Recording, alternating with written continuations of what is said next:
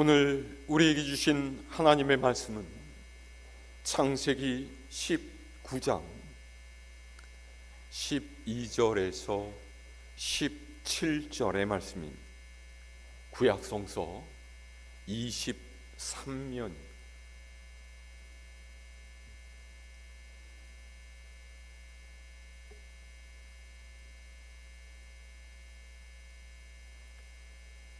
봉독하겠습니다. 그 사람들이 롯에게 이르되 이외에 내게 속한 자가 또 있느냐? 네 사위나 자녀나 성중에 네게 속한 자들을 다 성 밖으로 이끌어내라. 그들에 대한 부르짖음이 여호와 앞에 크므로 여호와께서 이곳을 멸하시려고 우리를 보내셨나니 우리가 멸하리라. 롯이 나가서 그 딸들과 결혼할 사위들에게 말하여 이르기를 여호와께서 이 성을 멸하실 터이니 너희는 일어나 이곳에서 떠나라 하되 그의 사위들은 농담으로 여겼더라.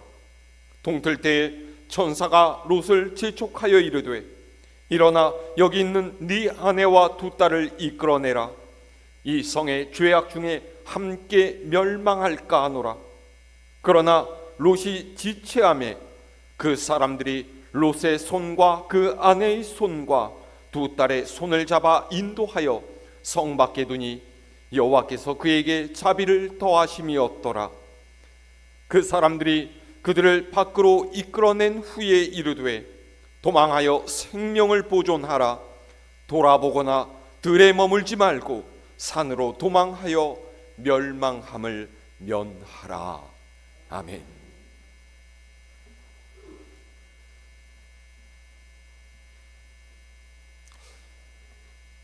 우리가 잘 아는 말로 매너리즘에 빠진다라는 표현이 있습니다. 항상 틀에 박힌 일정한 방식이나 태도를 취함으로써 신선미와 독창성을 잃어버리는 것을 뜻하죠. 우리 말로 바꾸자면 다성해졌는다 혹은 요령을 피운다, 그런 뜻입니다. 믿음 생활을 오래 한 사람일수록 예수님을 구주로 받아들이고 신앙 생활을 시작하면서 처음에 가졌던 열심이 식은 경우가 많습니다. 그래서 하나님께서 계심을 알고 믿음의 길을 걸어야 한다라는 것을 알기에 신앙을 버리지는 않지만은 이도 저도 아닌 어중간한 그리스도인이 되어버려요. 어중간한 그리스도인이란 적당히 믿음 생활을 하고 동시에 또 적당히 세상의 흐름을 따라 살아가는 사람. 그는 신앙생활을 아주 등한히 하지는 않습니다. 특별한 일이 없으면 주일 예배에 빠지지 않고 참석하지요. 교회에서 직분도 받았고요. 교인들과도 어색함 없이 친밀한 관계를 유지하고 있어요. 그렇지만은 그가 추구하는 삶의 가치는 세상적입니다. 왜 그렇습니까? 그는 세상이 주는 것들, 세상에서 누릴 수 있는 것을 사랑하고 그것을 놓지 못하기 때문이에요. 어떤 때는 하나님 편에 있다가 또 어떤 때는 세상 편에 가 있기도 하죠. 이 편과 저 편을 자유로이 오가면서 그는 적당히 예배에 참석하고 적당히 교회에 헌신하고 그러면서 언제나 듣는 이가 고개를 끄덕일 만한 여러 가지 핑계와 이유를 준비해 둡니다. 그렇게 산다고 해도 큰 문제는 없다라고 생각하면서 오히려 그렇게 사는 것이 정말로 지혜로운 것이라고 여겨요. 어떻습니까? 이런 사람과 여러분 얼마나 다릅니까? 혹 여러분이 이 어중간한 그리스도인은 아닙니까? 오늘 우리가 읽은 말씀은 아브라함의 조카인 롯에 관한 이야기입니다. 롯은 아브라함을 따라서 고향인 하란을 떠나 가나안까지 왔고요, 아브라함과 오랫동안 함께 지내다가 독립을 했죠. 독립한 그가 자리를 잡고 살기로 작정한 곳은 당시 가나안 성읍 중 대도시였던 소돔이었어요. 여러분, 이 소돔성이 어떤 곳인지 이미 잘 알고 계시지 않습니까? 소돔은 세상의 욕망이 들끓어오르는 곳이었어요. 남자 여자 할 것 없이 온갖 육신의 즐거움과 향락을 추구하면서 마치 내일이 없는 것처럼 오늘의 쾌락만을 위해 사는 이들의 집합체였죠. 창세기 13장은 이 소돔 사람들에 대해서 그들은 여호와 앞에 악하며 큰 죄인이었더라, 그렇게 표현을 하고 있습니다. 그런데도 롯이 이 소돔 성에다 집을 구하고 가족들과 함께 살았다라는 것은요, 그가 그곳에서 사는 것을 만족해했다라는 거예요.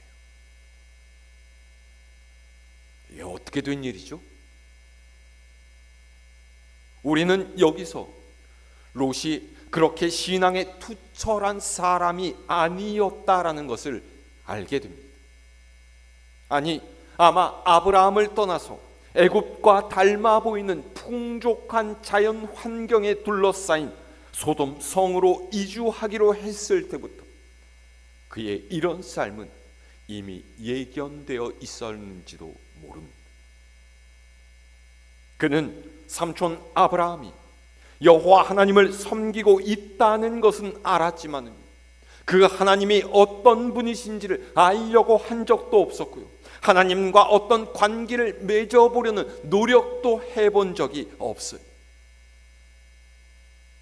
아브라함이 하나님께 제사를 드리고 하나님 섬기는 믿음으로 살려고 하는 것을 보면서 마지못해 함께 제사를 드리고 자신도 신앙인인 척 했겠지만은 속으로는 삼촌의 신앙은 삼촌의 것이고 나는 나대로 살련다, 그렇게 마음 먹고 지내왔을 것입니다. 자, 그런데 그렇게 나름대로 세상과 신앙 사이에 발을 걸치고 문제없이 살아온 그의 삶에 이제 위기가 찾아왔어요. 아브라함에게 들려서 후손에 약속을 주었던 천사들이 소돔 성에 와서 롯이 그들을 자기 집에 맞아들였는데 롯의 집에 머물던 그들을 그곳에 불량배들이 해치려고 한 거예요. 오늘 말씀이 5절을 보면은요, 이 불량배들은 롯의 집을 에워싸고 바깥에서 소리를 지르면서 그들을 위협했을 뿐만 아니라 롯에게 네 집에 온 이들을 내놓으라고 요구했죠. 우리가 그들을 상관해야겠다, 그런 거예요. 여기서 상관이라는 말은요, 성행위를 뜻합니다. 그러니까 남자끼리 성관계를 갖는 남색을 의미하죠. 기가 막힌 노릇 아닙니까? 그만큼 이 소돔성은 문란하고 무질서한 곳이었어요. 롯은 불량배들의 요구에 자신의 혼인하지 않은 딸들까지 내주려고 하면서 이들을 진정시키려고 했지만 불량배들은 말을 듣지 않았죠. 도리어 롯의 집 문을 부수고 집 안으로 오고 들어오려고 했어요. 그런 상황에서 롯을 건져낸 천사들은 롯에게 소돔성을 멸하려고 하시는 하나님의 심판이 임할 것을 전합니다. 자, 오늘 말씀은 여기서부터예요. 12절에서 13절 말씀 우리 다시 함께 읽어볼까요? 시작. 그 사람들이 롯에게 이르되 이외에 네게 속한 자가 또 있느냐? 네 사위나 자녀나 성중에 네게 속한 자들을 다 성 밖으로 이끌어내라. 그들에 대한 부르짖음이 여호와 앞에 크므로 여호와께서 이곳을 멸하시려고 우리를 보내셨나니 우리가 멸하리라. 아멘. 천사들이 롯에게 뭐라고 했습니까? 하나님께서 이 소돔성의 악함을 보시고 이곳을 멸망시키시려고 우리를 보내셨다. 너는 네 가족과 네게 속한 자들을 속히 이 성 밖으로 이끌어내어라 그랬어요. 방금 우리를 해하려고 한 저 불량배들 뿐만이 아니라 하나님께서는 이전부터 소돔 성에 사는 이들의 악함을 보고 계셨다라는 거예요. 그리고 이제는 그들을 멸절시키시기로 작정하셨다라는 거죠. 그러니 너는 네 가족을 얼른 성 밖으로 피신시켜라. 한시가 급하다. 그런 거예요. 천사의 말을 들은 롯은 정신을 가다듬고서 행동을 취합니다. 자, 그 다음 14절도 읽어볼까요? 시작. 롯이 나가서 그 딸들과 결혼할 사위들에게 말하여 이르기를 여호와께서 이 성을 멸하실 터이니 너희는 일어나 이곳에서 떠나라 하되 그의 사위들은 농담으로 여겼더라. 아멘. 롯은 허둥지둥 집 밖으로 나가서 그의 딸들과 결혼하기로 약속한 사윗감들을 찾아가서 이야기했습니다. 이보게, 큰일 났네. 하나님께서 곧 이 성을 멸망시키실 거야. 그러니 어서 짐을 싸서 우리와 함께 이곳을 떠나세요. 그런데 다급하게 전하는 롯의 말을 들은 사위들의 반응 어떻습니까? 롯이 농담을 하는 줄로 생각했다라는 거예요. 여러분, 롯의 사윗감들이 그의 말을 농담으로 여겼다라는 것 어떻게 생각하십니까? 너무 뜬금없고 믿겨지지 않는 일이라서, 그래서 장인들 사람이 장난치는 것이다 그렇게 여겼을까요? 사위들도 소돔성의 악함에 물든 이들이라서 하나님을 두려워하지 않고 멸시하는 이들이었기 때문에 롯의 말을 농담으로 여겼겠습니까? 물론 근본적인 문제는 롯의 말을 듣지 않은 사위들에게 있다고 할 수 있을 거예요. 그들은 하나님을 섬기며 사는 이들이 아니었고요, 그래서 롯의 말을 대수롭지 않게 여겼을 수 있죠. 하지만 여러분, 롯과 그의 가정에도 문제가 있었어요. 평소에 롯이 하나님의 말씀을 따라 사는 모습을 보여주었더라면, 롯과 그의 가정이 정말 믿음으로 사는 이들이었다면, 사위들이 하나님의 심판을 이야기하는 롯의 맛을 그저 농담으로 받아들였겠을까요?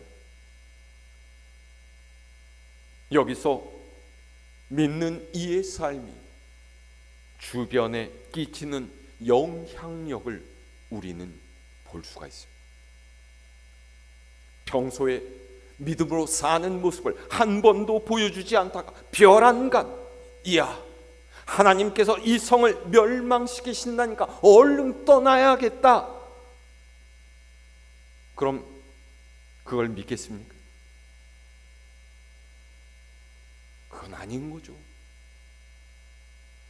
하나님을 믿지 않는 사람들에게는요, 믿는 사람들의 삶이 하나님을 평가하는 기준이 됩니다. 그래서 믿는 이들의 삶의 모습은요, 하나님을 드러내는 거울인 거예요. 내가 성경에 적혀 있는 말은 못 믿지만 하나님 믿는 저 사람이 살아가는 모습을 보니까 하나님께서 어떤 분인지를 알겠다. 이렇게 되어야 우리가 정말 하나님께 영광을 돌리는 것 아니겠습니까? 그런데 롯과 그의 가족은 그렇지 않았다라는 거예요. 그래서 성이 멸망하는 위기의 순간에 다른 사람들에게 하는 말이 먹히지를 않는 거죠. 여러분, 이 사실이 우리에게 깊은 메시지를 주지 않습니까? 나의 말이 하나님을 드러내고 믿지 않는 사람들의 마음에 복음이 깃들게 하기 위해서는 무엇보다 내 삶이 말씀의 뿌리를 내린 믿음의 삶이어야 합니다.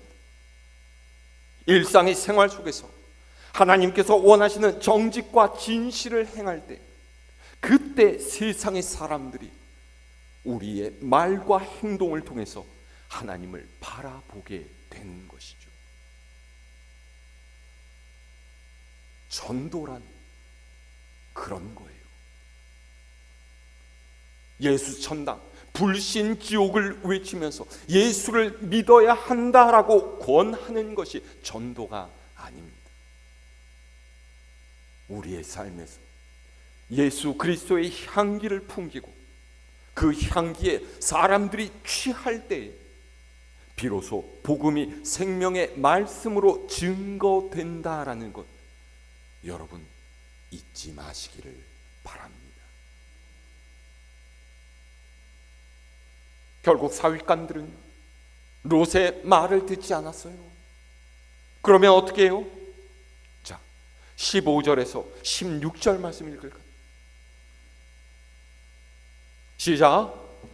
동틀 때에 천사가 롯을 재촉하여 이르되 일어나 여기 있는 네 아내와 두 딸을 이끌어내라.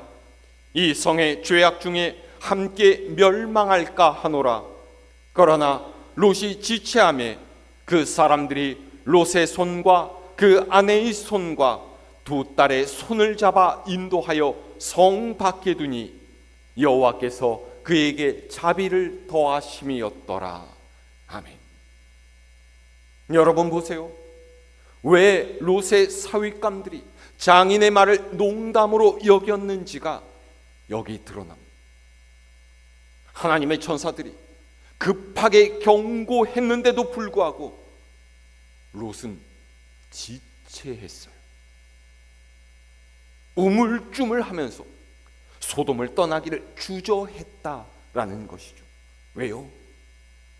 첫 번째로는요, 롯 자신도 하나님께서 소돔을 멸망시키실 거라는 천사들의 말에 반신반의하고 있는 거예요.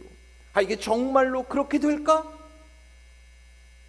이들이 와갖고 하는 말을 듣는 그런 것도 같은데 정말일까?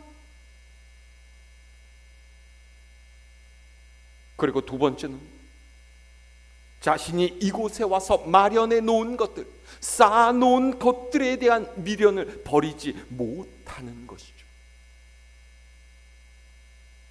롯이 이런 마음이었는데 하나님을 모르는 사윗감들이 롯의 말 한마디를 듣고서 성을 떠나겠습니까?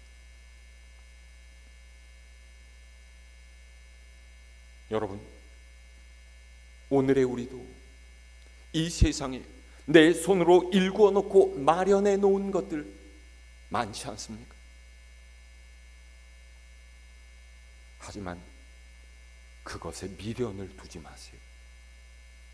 세상의 것들은요, 하나님께서 우리를 부르시면 전부 다 놓고 가야 할 것들입니다. 썩어 없어질 세상의 것에 미련을 두는 것이 아니라 영원히 변하지 않을 하늘의 상급에다 우리의 마음을 두어야 돼요. 하나님의 말씀을 따른다는 것은요, 하나님께서 내 삶의 가장 중요한 1순위라는 것을 인정한다라는 거예요. 하나님보다 세상의 물질이 중요하고, 하나님보다 세상의 명예가 더 중요하고, 내가 누리는 세상의 즐거움이 더 중요하다라고 생각되면 하나님의 말씀을 따르기보다는 세상의 방식대로 살 수밖에 없어요. 그렇게 세상과 하나님 사이에서 왔다 갔다 하는 사람이 어중간한 그리스도인이고 반쪽짜리 믿음을 가진 사람, 그리고 결국 그 인생은 마지막에 후회하는 결말을 맞을 수밖에 없어요. 여러분, 믿음이 없이는 하나님을 기쁘시게 할 수가 없습니다. 믿음이 없으면 하나님의 말씀에 순종할 수 없어요. 믿음, 하나님께 내 삶을 맡기는 거예요. 주 예수보다 귀한 것은 없다라고 고백하면서 세상의 부귀와 영화를 미련 없이 내려놓는 것이죠. 그런데 어중간한 그리스도인들은 이걸 싫어합니다. 내 인생의 주인은 내가 되고 싶어 하고요, 예수님도 소유하고 세상의 것들도 소유하려고 해요. 세상의 즐거움 실컷 누리고서 마지막에는 천국도 가고 싶은 것이죠. 그런데 그게 가능하겠어요? 자, 17절의 말씀 함께 읽을까요? 시작. 그 사람들이 그들을 밖으로 이끌어낸 후에 이르되 도망하여 생명을 보존하라. 돌아보거나 들에 머물지 말고 산으로 도망하여 멸망함을 면하라. 아멘. 천사들이 뭐라고 해요? 도망쳐서 생명을 보존해라. 돌아보거나 적당히 가까운 곳에 머물지 말고 멀리 산으로 달아나라 그랬어요. 무슨 말입니까? 여기 쌓아놓은 세상 것에 미련 두지 말라는 거예요. 네 생명이 더 중요하지 않느냐라는 것이죠. 악한 세상과 함께 멸망하는 인생이 되지 말아야 한다라는 거예요. 그런데 너무나 안타깝게도 오늘날의 어중간한 그리스도인들은 이 하나님의 말씀을 한 귀로 듣고 한 귀를 흘립니다. 생명을 구하는 삶이 아니라 물질을 위한 인생을 살아가고 있죠. 하나님의 나라와 그의 의를 구하기보다는 이 세상에서 잘 먹고 잘 사는 것에 신경 쓰면서 그것을 하나님께서 주신 복이라고 생각해요. 여러분, 우리 착각하지 말아야 합니다. 우리가 얻는 세상의 것들은요, 우리가 하나님의 뜻대로 살아갈 때 하나님께서 채워주시는 것이지, 그 반대로 복을 받기 위해서 하나님을 섬기는 것이 아니에요. 그리스도인의 진정한 복은 임마누엘의 하나님과 동행하는 것이고 그분 안에서 평안과 기쁨을 누리는 것입니다.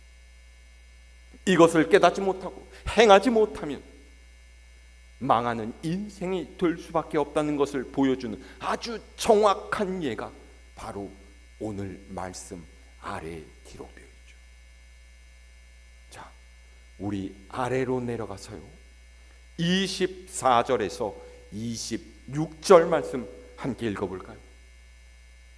24절로 26절의 말씀 시작.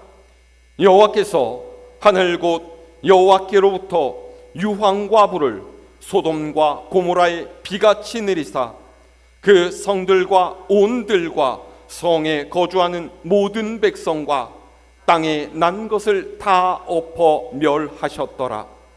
롯의 아내는 뒤를 돌아보았으므로 소금 기둥이 되었더라. 아멘. 이때의 상황을 가지고 예수님께서는 누가복음에서 아주 강하게 이야기하셨어요. 롯의 철을 기억하라.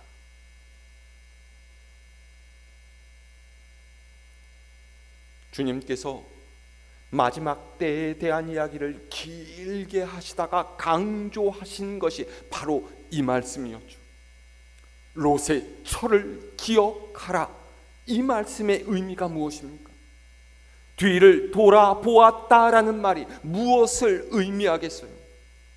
단순히 뒤를 쳐다보았기 때문에, 천사의 말을 듣지 않았기 때문에, 세상 것에 미련을 두었기 때문에 그녀가 소금 기둥이 되었을까요? 그렇지 않습니다. 뒤를 돌아보았다라고 하는 것은요, 하늘로부터 유황과 불비가 쏟아져 내려 소돔 성이 불타버리는 것을 보면서도 회개하지 않았다라는 거예요. 회개란 헬라어로 메타노이아라고 해서 완전히 돌이킨다. 그러니까 방향을 180도로 바꾸는 행위를 의미합니다. 하나님의 심판을 눈으로 확인하면서도 그 마음을 세상으로부터 하나님께로 돌리지 않았다라는 거예요. 여러분, 구원받은 사람은 회개하고 삶의 방향을 바꿔야 합니다. 소돔 성의 사람들처럼 멸망해버릴 우리 인생을 하나님께서 구해 주셨다라는 것을 감사하면서 우리 삶의 방향을 온전히 하나님께로 돌려야 돼요. 그런데 회개하지 않으면요, 옛 것들이 자꾸 살아나요. 세상 것에 대한 미련을 버리지 못하고 자꾸만 뒤를 돌아보게 되죠. 받은 구원에 대한 감격과 감사가 없으며 변화된 삶을 살아가지 못하고 여전히 옛 것에 목이 매여 있으면 그 사람 어떻게 되겠습니까? 멸망하는 것들과 함께 무너져 내릴 수밖에 없는 거예요.